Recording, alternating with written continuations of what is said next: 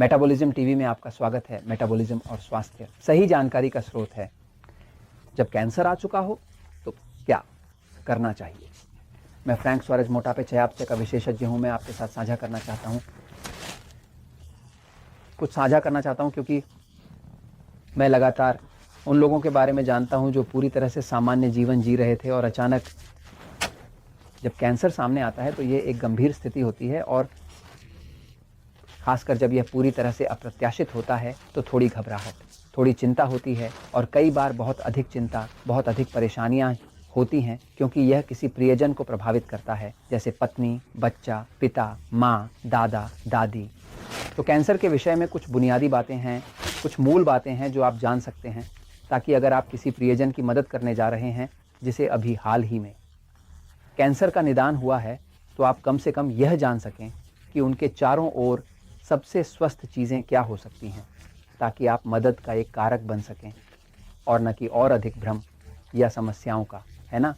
ठीक है, मैं एक पल के लिए बोर्ड पर जा रहा हूं ताकि मैं आपको समझा सकूं। उससे पहले मैं आपको दिखाता हूं, यहाँ एक कैंसर कोशिका है ना? ये एक असली कोशिका की फोटो है। यह एक असली फोटो है। यह गर्भाशय ग्रीवा सर्विक्स की कैंसर कोशिका की है। सर्विक्स वह हिस्सा है जो महिला की योनि और गर्भाशय के बीच है ना? एक चैनल है जिसे सर्विक्स कहा जाता है और कुछ महिलाएं हैं जो गर्भाशय ग्रीवा के कैंसर से पीड़ित होने लगती हैं। कैंसर कोशिका ऐसी दिखती है। अगर आप ध्यान दें तो ये एक ऐसी कोशिका है जो बहुत सामान्य नहीं लगती। ये एक मकड़ी की तरह अधिक लगती है। इसके कुछ जैसे कि कुछ शाखाएं हैं, है ना? और एक चीज़, ये कोशिका अपने आप में बहुत चिपचिपी होती है। इसमें जैसे एक चिपचिपापन होता है ना? जब किसी को कैंसर होता है तो यही वह प्रकार की कोशिका है जो शरीर पर हमला कर रही होती है। यह एक ऐसी कोशिका है जो अन्य सामान्य कोशिकाओं की तुलना में बहुत अलग तरीके से व्यवहार करती है और यह शरीर के बाकी हिस्सों संचार से बाहर होती है। अब मैं एक पल के लिए बोर्ड पर जा रहा हूं ताकि मैं आपको बता सकूं कि मैं क्या करूंगा अगर मेरे पास एक प्रियजन और मेरे पास वे हैं। प्रियजनों के बारे में, मेरे दोस्तों में से कुछ को कैंसर है तो मेरे लिए सबसे स्थिर जानकारी क्या होगी, मैं क्या करूंगा। तो जब कैंसर आता है पर तो क्या करना चाहिए, तो सबसे पहले मुझे ये समझना होगा कि क्या कैंसर वास्तव में ये एक बीमारी से अधिक एक लक्षण है। यह एक लक्षण है जो मैंने अनुसंधान में देखा है और मैंने कैंसर के अन्य शोधकर्ताओं के साथ साझा किया है। जैसे कि मेरे कुछ दोस्त प्यूर्तो रिको विश्वविद्यालय में विशेषज्ञता रखते हैं, वे विश्वविद्यालय के शोधकर्ता हैं। कैंसर एक बीमारी से अधिक एक लक्षण है। जब मैं कहता हूं कि ये एक लक्षण है तो इसका मतलब है कि अगर आपके पास एक शरीर है और शरीर विषाक्त है और शरीर कमजोर है और शरीर में प्रणाली है अत्यधिक भावुक, अनियंत्रित और वास्तव में बुरा है, गुणवत्ता नींद की और गलत आहार ले रहा है, आपके तंत्रिका तंत्र, तो ये सभी चीजें एक वजन जोड़ना शुरू कर देती हैं और अनुचित तरीके से शरीर पर, फिर इसे कैंसर का ट्यूमर कहा जाएगा और इसी तरह। ये सब कुछ एक खाली स्थान में नहीं होता। क्या आप समझ रहे हैं? ये इसलिए हो रहा है क्योंकि शरीर के अंदर कुछ ऐसी स्थितियां हैं जो कैंसर कोशिकाओं के निर्माण की इस प्रकार की स्थिति को बढ़ावा देती है। कैंसर के बारे में हम क्या जानते हैं? तो हम जानते हैं कि कैंसर एक प्रकार की कोशिका है जो बड़ी मात्रा में ग्लूकोज का उपभोग करती है, यानी थोड़ा चीनी डालना, जो एक ग्लूकोज है, या ग्लूकोज एक चीनी है। कैंसर पर कुछ मीठा डालना जैसे आग में पेट्रोल डालना है।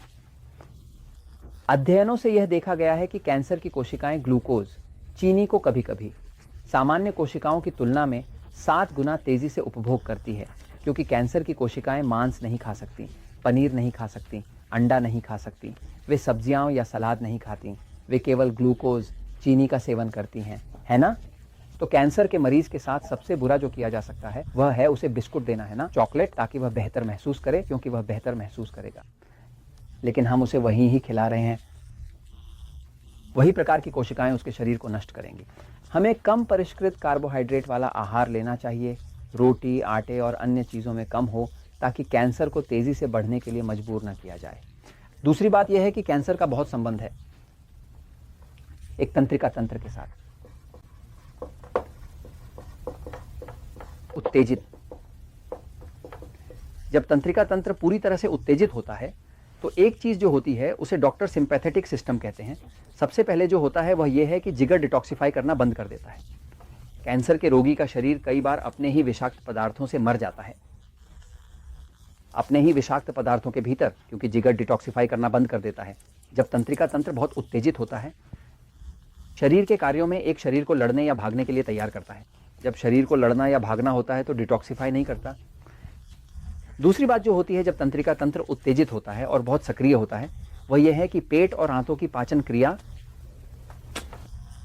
काम करना बंद कर देती है, शरीर कुपोषित हो जाता है। जब तंत्रिका तंत्र बहुत उत्तेजित होता है तो यह भी प्रभावित होने वाला है, नींद। अब इसकी पाचन की गुणवत्ता खराब हो जाएगी, वह सोता नहीं है, सुधार नहीं होता। जैसे कि सुधार नहीं होता, वह कमजोर होकर उठता है, हर दिन वह और कमजोर और थका हुआ उठता है। और कैंसर, ये एक प्रकार की स्थिति है। कैंसर कोशिकाएं और कैंसर और उत्तेजित तंत्रिका तंत्र को वे कैटाबोलिज्म का कारण कहते हैं। कैटाबोलिज्म एनाबोलिज्म का विपरीत है। कैटाबोलिज्म का मतलब है कोशिका विनाश। व्यक्ति का वजन बहुत अधिक हो सकता है, उसे कैंसर हो जाता है और थोड़े समय में वह बहुत पतला हो जाएगा, क्योंकि शरीर टूटना शुरू कर देता है, टूटना। कैटाबोलिज्म का विपरीत एनाबोलिज्म है, जो तब होता है जब आप व्यायाम करते हैं तो मांसपेशियां बड़ी हो जाती हैं, क्योंकि वे और बड़ी बनती हैं। लेकिन कैंसर खुद एक कैटाबोलिक स्थिति है और ये एक स्थिति है। तो क्या किया जा सकता है? पहली बात यह है कि हम ग्लूकोज की मात्रा को कम करेंगे, हम परिष्कृत कार्बोहाइड्रेट को कम करेंगे, हम बहुत अच्छी हाइड्रेशन देंगे और हम करेंगे जो कुछ भी आवश्यक हो वह सब कुछ करना है ताकि वह शरीर शांत हो सके, ताकि तंत्रिका तंत्र शांत हो सके। हम गहरी सांस लेने की बात कर रहे हैं, हम दिन में 2-3 बार सब्जियों का जूस बनाने की बात कर रहे हैं, क्योंकि इसका एक शांत प्रभाव होता है। हम उस शरीर को शांत करने के लिए जो कुछ भी आवश्यक है करने की बात कर रहे हैं, ताकि व्यक्ति सो सके, ताकि इम्यून सिस्टम काम कर सके। क्योंकि जब तंत्रिका तंत्र उत्तेजित होता है और बहुत सक्रिय होता है, दूसरी बात जो होती है वह यह है कि इम्यून सिस्टम, जो रक्षा प्रणाली है, जो कैंसर को रोक सकती है, वह निष्क्रिय हो जाती है। तो जब आप बहुत होते हैं, देखिए लोग कोई भी छुट्टियों पर बीमार नहीं होता, लोग तब बीमार होते हैं जब वे तनाव में होते हैं, है ना। और यही होता है जब तंत्रिका तंत्र बहुत उत्तेजित होता है और व्यक्ति नहीं सोता, वह बहुत उत्तेजित होता है, बहुत सक्रियता की स्थिति में होता है, कैटाबोलिज्म में और अन्य, तो उसके पास कोई रक्षा नहीं होती। इसलिए शरीर असहाय, कुपोषित रह जाता है। बिना डिटॉक्सिफिकेशन के व्यक्ति लगातार कमजोर होता जाता है और हर दिन जो गुजरता है वह और कमजोर और थका हुआ होता जाता है और फिर कोई रक्षा नहीं होती। क्या आप समझ रहे हैं? किसी ऐसे व्यक्ति के लिए जो कैंसर से ग्रस्त है, महत्वपूर्ण बात यह है कि तंत्रिका तंत्र को शांत करना है। हम कैसे करते हैं? हम मैग्नीशियम देते हैं, हम पोटेशियम देते हैं। उदाहरण के लिए मैग्नीशियम उत्तेजित तंत्रिका तंत्र की गतिविधि को कम करता है और पोटेशियम निष्क्रिय तंत्रिका तंत्र की गतिविधि को बढ़ाता है। इसलिए दोनों का एक शांत प्रभाव होता है। आप इसे मैग्नीशियम और पोटेशियम के साथ सप्लीमेंट करते हैं, सब्जियों का जूस बनाते हैं और हाइड्रेशन देते हैं, जो शरीर को शांत करता है। उन्हें परिष्कृत कार्बोहाइड्रेट जैसे कि ब्रेड, आटा, चॉकलेट, मिठाई बहुत कम कर देते हैं। आप उन्हें सब्जियों का जूस देते हैं और स्वचालित रूप से आप उस शरीर को शांत करने में योगदान दे रहे हैं। अगर व्यक्ति बेहतर सोना शुरू करता है तो उसके पास कैंसर रुकने का एक अच्छा मौका होता है। अगर आप बुरी तरह सो रहे हैं तो कोई भी चीज़ उस विनाश को रोकने वाली नहीं होगी। तो ये वो बुनियादी बातें होंगी जो मैं एक व्यक्ति के साथ करूंगा जो कैंसर से ग्रस्त है। सबसे पहले मुझे ये समझना है कि कैंसर क्या है। ये एक कोशिका विनाश है। क्या हो रहा है? ये उन कोशिकाओं के कारण है जो अत्यधिक ग्लूकोज खा रही हैं। ग्लूकोज को कम करना है, इंसुलिन की मात्रा को कम करना है। ग्लूकोज से उत्पन्न इंसुलिन भी कैंसर को बढ़ावा देती है, इसलिए 3x1 प्रकार का आहार लागू करना है। सब्जियों के जूस, मैग्नीशियम और पोटेशियम के साथ सप्लीमेंटेशन, उस व्यक्ति को सोने में मदद करना, गहरी सांस लेना, यही सब मैं एक प्रियजन के लिए करूंगा ताकि मैं कम से कम एक सहायक कारक बन सकूं और अधिक भ्रम का कारक ना बनूं। डॉक्टरों का पूरा मामला, तो डॉक्टर आपको डराना शुरू कर देंगे, क्योंकि डर की एक पूरी संस्कृति है। आपको अब कीमोथेरेपी करनी है, क्योंकि नहीं तो आप मर जाएंगे। इसी तरह लोग तंत्रिका तंत्र की अधिक उत्तेजना में चले जाते हैं और वे तेजी से बिगड़ जाते हैं। तो जल्दी मत कीजिए, बस और सरलता से आप एक स्वस्थ वातावरण बनाने में योगदान दें जो तंत्रिका तंत्र को शांत करे, ताकि उस शरीर को ठीक होने का कोई मौका मिल सके।